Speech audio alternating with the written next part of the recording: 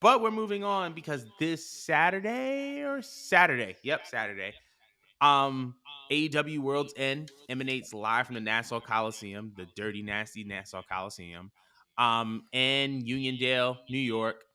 Mm, It is a stat mm-mm. card, a lot of matches, some last minute changes. But we're gonna Yeah. go over them. We're gonna start from the bottom of the list. Actually, yeah, we're gonna start from the bottom of the list and we're gonna work our way to the top. Actually, Let's yeah, do it. we're gonna start with the pre-show matches, then the bottom, then to the top. Pause. So we're gonna start with pre-show match number one for the FTW Championship. We have Hook versus Wheeler Yuta, aka one of Mo's favorite wrestlers. Who do you have between Hook and Wheeler Yuta? Oh, I can't stand this useless ass nigga. Why does he keep getting on the card? Like, why? What That's your does Tony friend. see That's your in this best man? friend. No, absolutely not. But he's fucking useless because again, he's on the pre-show at that. I feel bad for who. Oh my god, I can't speak today. I want to call him Hook with like an accent that I never had.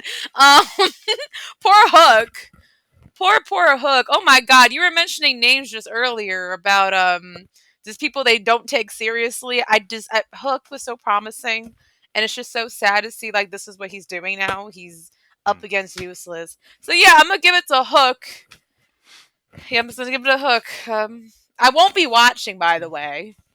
Somewhere Yeah, I was about to. drinking, but not watching this. I'll be celebrating my birthday, so I will not be watching as well.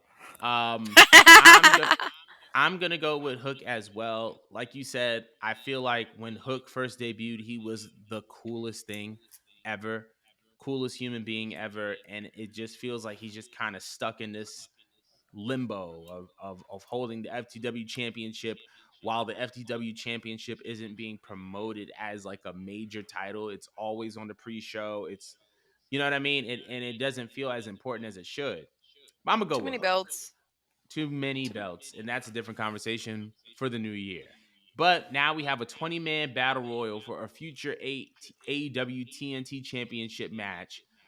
So ideally, the winner of this match would go on to face either Adam Copeland or Christian Cage. I don't Um, care. I hate I battle don't get. royals. I hate battle royals. Also, they don't mention who's in it, so I can't even give a prediction. So you know what? We're gonna skip this match and we're gonna go to Word. the 8-man. We're gonna skip this match. We're gonna go to the 8-man tag. So we have an 8-man. So this was previously for the AEW World Tag Team Championships. Somewhere along the line, not somewhere along the line, but Kenny Omega is currently dealing with something medically. Hopefully, we're praying for a speedy recovery for Kenny. Hopefully, he gets it. Hopefully he becomes healthy again. But there was an AEW Tag Team Championship match where it was going to be Chris Jericho and Kenny Omega versus Big Bill and Ricky Starks. Due to the injury of Kenny Omega, he is no longer in the match. And now that AEW Tag Team Championship match is an 8-man tag team match with Chris Jericho, Darby Allin, Sammy Guevara, and Sting versus the Don Callis family and Kyle Fletcher and Powerhouse Hobbs alongside Big Bill and Ricky Starks. Who do we have in this match? This is another match I really don't care for. And it's really embarrassing too because Jericho just got exposed. Oh, he got exposed. Got exposed. And I got to choose between a Predator and the Don Callis family. I don't want to align with a Predator. I'm not sure about y'all. I'm going to go with the Don Callis family. Go ahead. I'm I'm going to go with while I'm not necessarily siding with them. I'm going to go with the faces in this match. So we're going to go Chris Jericho, Darby Allin, Sammy Guevara and Sting. Next match, we have Miro versus Andrade El Idolo. And they are kind of sort of competing for the services of CJ Perry. But Miro versus Andrade El Idolo. Who do you have in this match? Mm, you think they're gonna cuck him out? I don't think they would cuck him Um, out on another promotion. Jesus. Yeah, I would hope that they'll do that to him. Please Yeah, don't I'm again. I'm gonna go to Miro because my brain just had a whole flashback of that god awful wedding and that cuck off. Yeah, let's give it a Miro. I'm gonna go with Miro as well. Justice for Miro. Now we're going to Keith Lee versus Swerve Strickland. I'm gonna go with Keith Keith Lee. Lee. You going with Keith? Yeah. What do I look like side with a colorist? Yeah, I'm gonna go with Keith Lee as well. Next is for the TBS Championship. We have Julia Hart versus Abaddon. Who do we have? First of all, I forgot Abaddon was employed. Um, I guess Julia. That's nuts. I'm gonna go with Julia as well. I got Julia. Next, we have for the AEW TNT Championship. It is a no disqualification match. We have Christian Cage versus Adam Copeland. Who do you have? My ex-husband. Christian Cage. I'm gonna go with Adam Copeland. Reason Fake. being, Fake. reason. Fake. Whoa. I said that I Fake. think he's going to win. I never said that I wanted him to win. I think that Fake. Christian Don't Cage and support Dominic me. Mysterio are the best heels this year. So it's not the fact that I don't like Christian Cage. It's the fact that based You just, on just don't the like me. feud, huh? That, You but based on the fact that the build up, I should say, to this match, we saw Christian and Adam Copeland in Montreal, where Christian Cage won the TNT Championship against him, or he retained his title against him. I think based off of that, and based off the fact that it is a no disqualification match, I think we're going to see Adam Copeland win from Christian Cage. Next, though, this is a championship final of the AEW Continental Classic for the inaugural AEW Triple Crown Championship. Just to give context, that championship comprises of three titles. One is the Ring of Honor World Heavyweight Championship. The other one is the New Japan Strong Openweight Championship and the new AEW Continental Championship. So this match is for all three of those belts. And the match is John Moxley versus Eddie Kingston. Who do we have? I choose my uncle every time. I'm going to go with Eddie as well. Now we have the AEW Women's World Championship match. Timeless Tony Storm versus Riho. Who do we have? Riho has actually grown a lot on me, but I'm gonna give it to Tony because she's been on the run of her life. Same. I think Tony is doing the best work she's ever done, and I'm going to give it to Tony. The next match is MJF versus Samoa Joe, right? And I want you to answer the prediction, but I'm gonna have a follow up question after that. So MJF or Samoa Joe in this match? Because I'm still thinking that this still has to pivot back some shape, way, or form to Adam Cole. I'm gonna say MJF, but if it was in my heart and soul, it would be Samoa Joe because this is the most boring fucking reign. I think might be like top three most boringest AEW World Championship reigns I think I ever seen. Like I'd never seen like a timeline so dry about a champion before.